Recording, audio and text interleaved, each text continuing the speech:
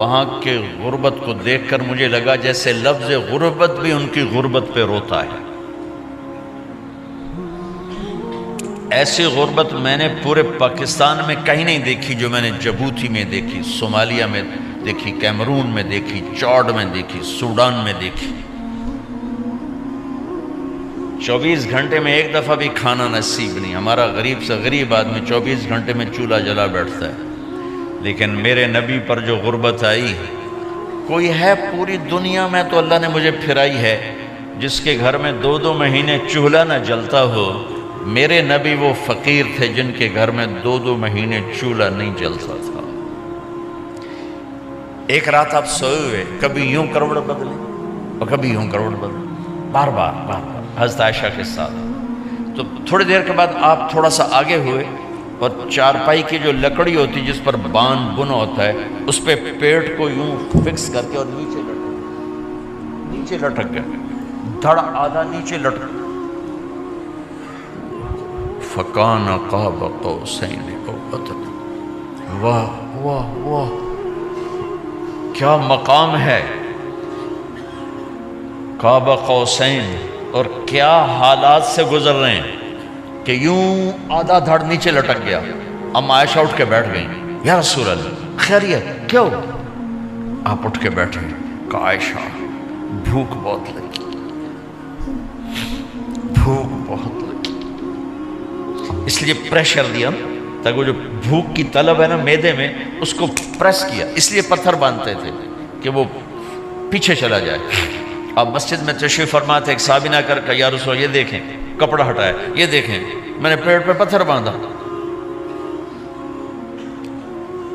جن کے لیے کائنات بنائی، جنہیں اپنا حبیب کہا، جن کے چہرے کی قسمیں اٹھائیں، والضحیٰ، جن کی زلفوں کی قسمیں اٹھائیں، واللیل اذا سجا، جن کے منہ سے نکلے بول کی قسم اٹھائی، وقیلہ، جن کے کتاب کی قسم اٹھائی، والقرآن المجید، جن کے شہر کی قسم اٹھائی، وہذا البلد الامین۔ اتنی بڑی ہستی ہیں۔ آپ نے کہا ذرا ادھر دیکھو، آپ نے پیٹ سے کپڑا ہٹایا تو آپ نے 2 پتھر باندھے، دیکھو میں نے 2 باندھے۔ کوئی ایسا فقیر ہے دنیا میں؟ دکھاؤ۔ عائشہ بھوک بہت لگی تو اللہ کے تو حضرت عائشہ رونے لگی، کہا یا رسول اللہ پھر آپ اللہ سے مانگتے کیوں نہیں؟ کہا عائشہ نہیں مانگوں گا، اسی بھوک میں اللہ سے ملاقات کر، نہیں مانگوں۔ مجھ سے پہلے میرے جو بھائی آئے انبیاء، وہ اسی فقر میں گئے، میں بھی اس فقر میں جاؤں گا۔ اپنے گھر میں یہ دکھ رکھا، اپنی اولاد کے ذبح ہونے کو قبول کیا تاکہ آئندہ آنے والی امت کا غریب طبقہ گلہ نہ کرے، شکوہ نہ کرے، حرام راستوں پہ نہ جائے، غلط راستوں پہ نہ جائے، اور مالدار فخر نہ کرے میں کوئی بڑا آدمی بن گیا ہوں، میری اتنی بڑی فیکٹری بن گئی ہے، میری اتنی بڑی کمائی ہو گئی ہے۔ یہ نہ یہ بڑائی کی چیز ہے، نہ وہ چھوٹائی کی چیز ہے۔ جس سے اللہ راضی ہے وہ بڑا ہے، جس سے اللہ ناراض ہے وہ چھوٹا ہے، چاہے غریب ہے چاہے مالدار ہے۔ حضرت عائشہ فرماتی ہیں بیٹا 2 مہینے گزر جاتے تھے، ہمارے گھر میں چولہا نہیں جلتا تھا، چولہا نہیں جلتا تھا، 2 ماہ گزر جاتے تھے۔ ایک دفعہ باغ میں تشریف لے گئے، عبداللہ بن عمر آپ کے ساتھ ہیں، صبح کا وقت ہے، تو اب کھجوریں گری پڑی، جو ملک نہیں ہوتی نا، کسی کوے نے ٹھونگ ماری، کسی طوطے نے اس کو ایسے ہی وہ اس کو ٹک دیا اپنی اس کے ساتھ چونچ کے ساتھ، تو وہ گر پڑی۔ اب اٹھا کے صاف کر کے کھا رہے تھے، اور عبداللہ سے کہہ رہے تھے عبداللہ تو نہیں کھاتا؟ انہوں نے کہا جی مجھے بھوک نہیں ہے۔ آپ نے کہا عبداللہ مجھے بھوک ہے، آج 4تھا دن ہے میں نے کچھ نہیں کھایا، 4تھا دن۔ تمہیں کوئی ہے جس کے ہاں 4 دن فاقہ چلتا ہو؟ آج 4تھا دن ہے میں نے کچھ نہیں کھایا۔ ہمارے دسترخوان پہ کتنا کھانا اٹھا کے کوڑے کے ڈھیر میں جاتا ہے، آج 4 دن گزر چکے ہیں میں نے کچھ نہیں کھایا۔ ہذہ صبح رابعۃ ما ذقت شیئا، آج 4تھی صبح میرے اوپر طلوع ہوئی ہے، ایک لقمہ نہیں کھایا۔ آپ مسجد میں بیٹھے تھے، کعب بن عجرہ آئے تو آپ کو دیکھ کر ایسے کہنے لگے یا رسول اللہ مالی اراکا متغیر اللون، یا رسول اللہ آپ کا چاند سا چہرہ چمکتا آج مرجھایا ہوا کیوں نظر آ رہا ہے؟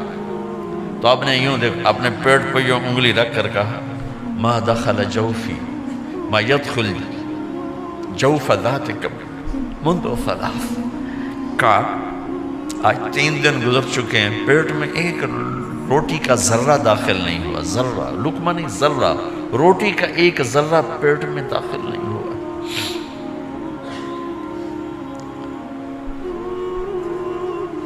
اور اتنی بڑی رسالت، اتنی بڑی نبوت،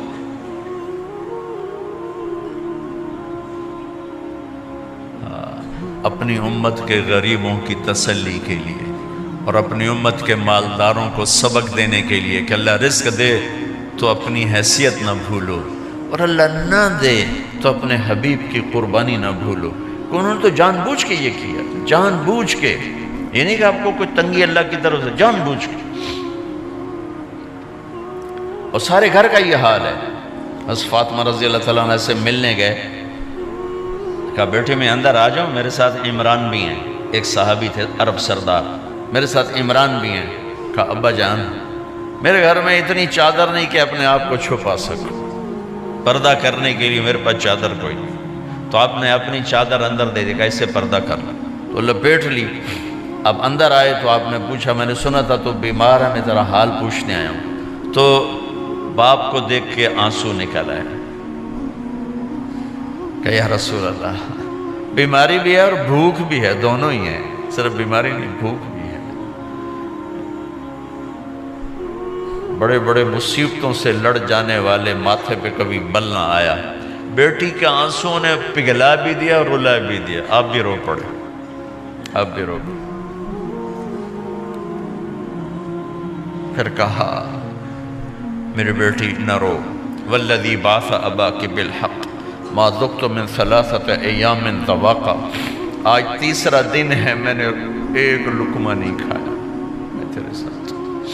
اور میری بیٹی میں تمہیں بتاؤں، میرے رب نے مجھے کہا تھا میرے حبیب اگر آپ چاہیں تو احد پہاڑ سونا بنا دو، 10 میل لمبا چوڑا ہے احد پہاڑ، 10 میل، میں احد پہاڑ سونا بنا دوں آپ کی خدمت میں پیش کروں؟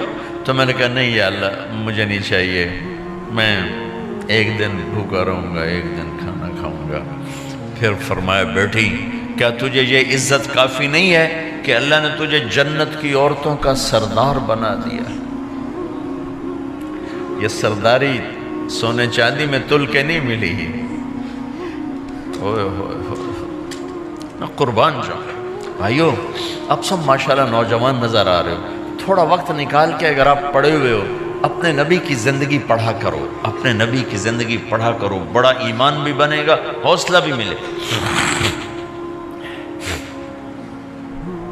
آپ حسن حسین کو کہتے تھے میری آنکھوں کی ٹھنڈک، میرے جگر کے ٹکڑے، میرے سینے کی ٹھنڈک، میرے لاڈلے، جنت کے چاند، جنت کے سردار، میرے 2 پھول، یہ سارے الفاظ حسن حسین کے لیے ہیں۔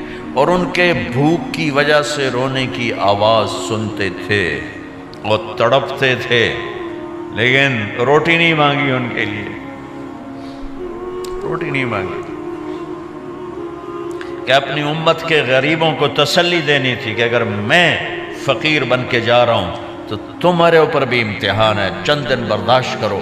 آپ نے فرمایا سب سے پہلے میں جنت میں داخل ہوں گا، سارے نبیوں پر جنت حرام ہے جب تک میں نہ چلا جاؤں، اور ساری امتوں پر جنت حرام ہے جب تک میری امت نہ چلی جائے، سب سے پہلے میں جنت میں داخل ہوں گا۔ وما یا فقراء المؤمنین، اور میرے ساتھ میری امت کے غریب لوگوں کی، میرے ساتھ میری امت کے غریب لوگ میرے ساتھ پہلے داخل ہوں گے۔ حضرت فاطمہ کے گھر میں فاقہ حد سے بڑھ گیا تو حضرت علی نے فرمایا کہ جاؤ اللہ کے نبی سے کچھ تو مانگ کے آؤ، کچھ تو پیٹ میں جائے۔ زندگی میں کبھی ایسا موقع نہیں آیا، یہ ایک دفعہ اتنا فاقہ آیا کہ حضرت علی جیسی ہستی نے بھی کہا جاؤ، تو آپ تشریف لائیں اور دروازے پہ دستک دی، تو اتنا پیار تھا جب حضرت فاطمہ گھر میں داخل ہوتی، اللہ نے ہمیں اولاد کے ساتھ کیا سلوک کرنا ہے اللہ نے ہمیں اپنے نبی سے یہ بھی سکھایا۔ حضرت فاطمہ جب بھی گھر میں آتی، اور ساتھ ہی تو گھر تھا، دیوار سے دیوار ملی تھی، روز کا آنا جانا تھا، تو میرے نبی بیٹھے نہیں رہتے تھے، آؤ فاطمہ کیا حال ہے، کھڑے ہو جاتے اور تیزی سے آگے بڑھتے، دروازے پر ہی حضرت فاطمہ کا ہاتھ پکڑ لیتے، ہاتھ کا بوسہ لیتے، بوسہ لے کر ہاتھ پکڑے پکڑے بیٹی کو چارپائی پہ پہلے بٹھاتے، اس کے بعد خود بیٹھتے تھے۔ اکرموا اولادکم، میرے نبی نے کہا اولاد کو عزت دو، پھر وہ تمہیں عزت دیں گے۔ ہمارے ماحول میں اکثر ماں باپ نے اولاد پہ ڈنڈا ہی اٹھایا ہوتا ہے، پھر ان میں بغاوت پیدا ہو جاتی، پھر کہتے ہیں اولاد نافرمان ہے۔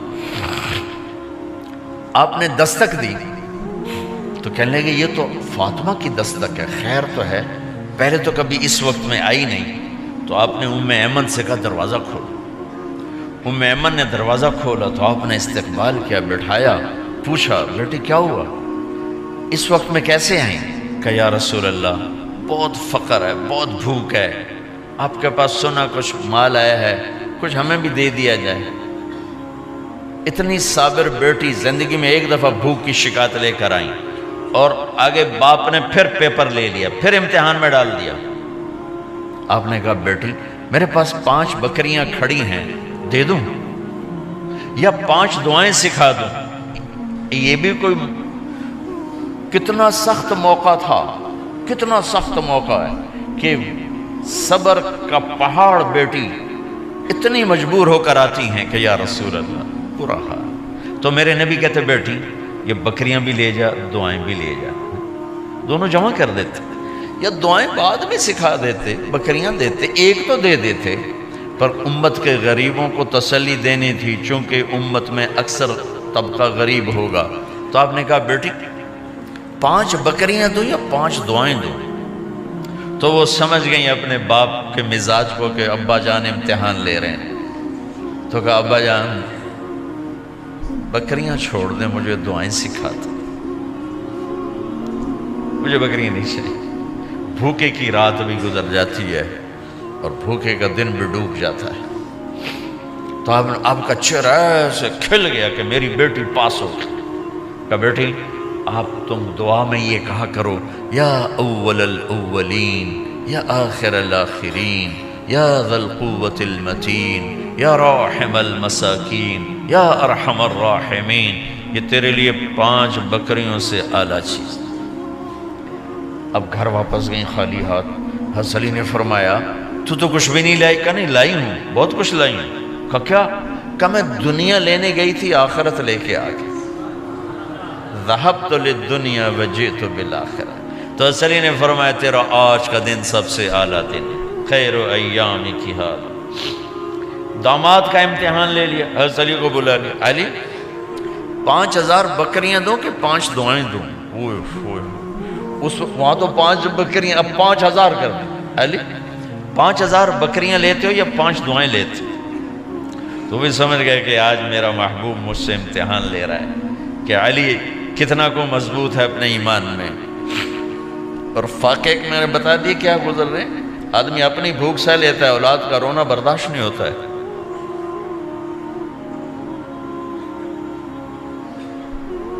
علی 5 دعائیں دوں کہ 5000 بکریاں؟ حضرت علی نے عرض کی یا رسول اللہ دعائیں سکھا دیں، بکریاں نہیں چاہیے۔ میرا نبی کا چہرہ کھل گیا کہ میرا داماد بھی پاس ہو گیا۔ علی تو یہ دعا مانگا کر روزانہ، اللہم اغفر لی ذنبی ووسع لی خلقی وبارک لی فی رزقی وقنعنی بما رزقتنی ولا تذهب قلبی الی شیء صرفتہ عنی۔ یہ 5 دعائیں تو مانگا کر، 5000 بکریوں سے زیادہ ہے۔ اللہم اغفر لی ذنبی، اللہ میرا گناہ معاف کر، وسع لی خلقی، میرے اخلاق عالی شان کر، بارک لی فی رزقی، میرے رزق میں برکت دے، قنعنی بما رزقتنی، مجھے لالچ سے نکال دے، مجھے لالچی نہ بنا، مجھے حریص نہ بنا، ولا تذهب قلبی الی شیء صرفتہ عنی، جو تو نے مجھے دیا نہیں اس کی میرے اندر سے طلب بھی ختم کر دے، مجھے اس کا طلبگار بھی نہ بنا۔ کہ یہ 5000 بکریوں سے زیادہ ہے۔ میں نے تھوڑا سا اپنے نبی کے گھر کا نقشہ آپ کو بتایا ہے کہ یہ چند دن صبر کی دنیا ہے، اللہ راضی ہو گیا تو موت سب سے خوبصورت پیغام۔